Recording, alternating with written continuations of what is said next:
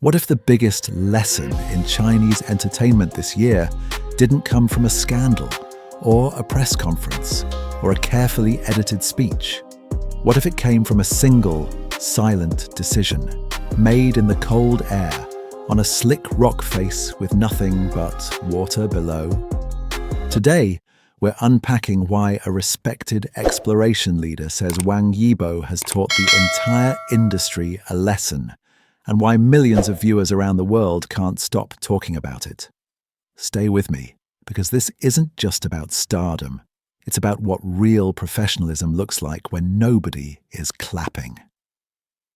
The new reality of being a fan. Less fantasy, more heart in the throat. Being a fan today no longer feels like stepping into a carefully protected dream. It feels closer to standing at the edge of something real, uncertain, and occasionally unsettling. The traditional fantasy of celebrity culture promised distance and perfection. Stars were meant to shine safely from afar, untouched by risk or discomfort. Yet this narrative is quietly changing. In this new reality, fans are no longer just spectators of glamour.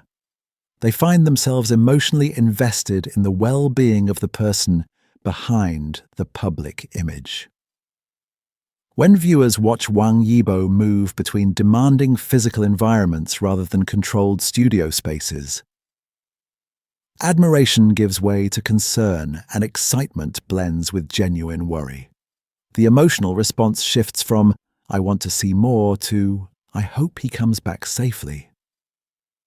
This change is significant. It signals that fandom has matured.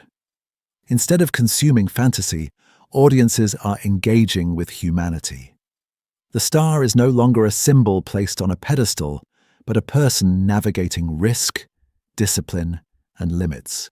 That closeness creates tension, but also trust. Paradoxically, by stepping away from illusion, this new form of fandom becomes more sincere. The connection deepens because it is grounded not in perfection, but in reality. And once fans experience that depth, returning to surface-level fantasy becomes difficult. The moment that made everyone hold their breath.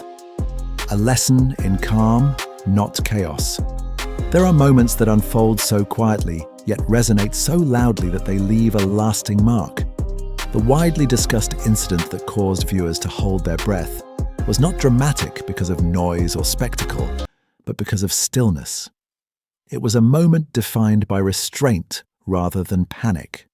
In a culture conditioned to associate danger with chaos, what stood out was the opposite: composure. There was no exaggerated reaction, no theatrical framing, no attempt to transform risk into emotional currency. Instead, the moment communicated something far more unsettling and compelling: control. This is where the lesson lies. Calm decision-making under pressure is rarely celebrated in entertainment because it lacks visible drama. Yet, it is precisely this calm that signals professionalism. It tells the audience that risk was not chased blindly, nor avoided entirely, but understood and managed. For viewers, this creates a different kind of tension, not the adrenaline of shock, but the quiet awareness that something real is happening. It invites respect rather than alarm, and when clarity replaces confusion, trust replaces fear. In that breath-holding moment, audiences were not witnessing danger for effect. They were witnessing judgment, and that distinction changes how the entire story is received. The real lesson isn't be extreme. It's be genuine. It would be easy and misleading to interpret this story as an endorsement of extremity. But the deeper message moves in the opposite direction. The true lesson is not about pushing limits for spectacle, but about honesty in how one approaches work, risk, and responsibility. Genuine effort does not announce itself loudly. It reveals itself through consistency, preparation, and restraint. In an environment where struggle is often performed and effort is marketed, sincerity becomes quietly disruptive. Viewers sense when actions are taken for meaning rather than attention. What resonates is not the physical challenge itself, but the refusal to dramatize it. There is no attempt to convert difficulty into heroism, no insistence on admiration. The absence of self-promotion creates space for the audience to interpret the experience on their own terms. This authenticity feels rare because it does not ask to be believed. It simply exists. And when audiences encounter that, they respond instinctively. They lean in, not because they are told to, but because something feels unfiltered. Ultimately, the story suggests a recalibration of values. It asks viewers to reconsider what dedication truly looks like. Not louder, not harder, not more visible, but more honest. And in a media landscape crowded with exaggeration, genuineness becomes the most compelling statement of all. The industry's hidden crisis: attention without craft. Beneath the surface of this narrative lies a broader, often unspoken issue within the entertainment industry: the growing imbalance between attention and craft. Visibility has become easier to generate, while skill has become easier to obscure. As a result, noise often replaces substance. Short-term attention thrives on immediacy. It rewards moments that can be packaged quickly, explained easily, and consumed instantly. Craft, by contrast, demands patience. It develops quietly, often away from the public eye, and resists simple storytelling. This gap creates a crisis of credibility. Audiences are shown effort but rarely results. They are told stories of dedication, yet struggle to see tangible progress.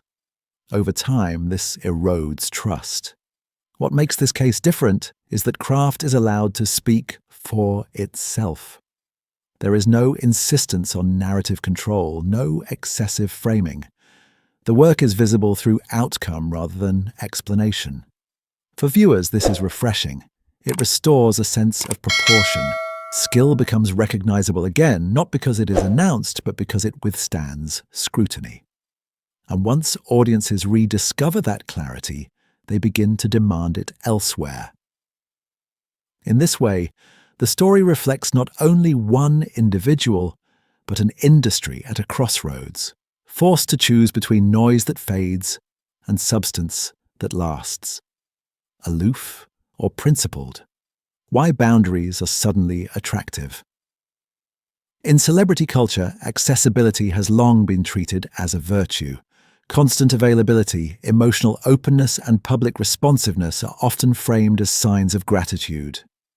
Yet this expectation has quietly begun to change. What some describe as aloofness can also be read as principle. Clear boundaries signal self-respect, emotional regulation, and long-term thinking. Rather than distancing the audience, they often create a different kind of trust, one rooted in stability rather than performance. Viewers are increasingly drawn to figures who do not over-explain themselves, not because they are indifferent, but because they are consistent. Boundaries suggest that the individual understands who they are and what they are willing and unwilling to trade for approval. In a world saturated with oversharing, restraint feels mature. It implies confidence without arrogance and professionalism without coldness. Audiences sense that what they see is not carefully manufactured, but deliberately limited. This reframing matters. It challenges the idea that public figures owe constant access to their inner lives. Instead, it proposes a healthier relationship, one based on respect rather than demand. As burnout becomes a shared global experience, this quiet firmness resonates. Boundaries are no longer seen as distance, they are seen as strength. If you enjoyed this breakdown and you want more global, respectful celebrity stories with real meaning behind the headlines, make sure to subscribe to StarWatch Now. Thank you for watching, and I genuinely appreciate your time. Until next time, stay curious, stay kind, and I'll see you in the next video.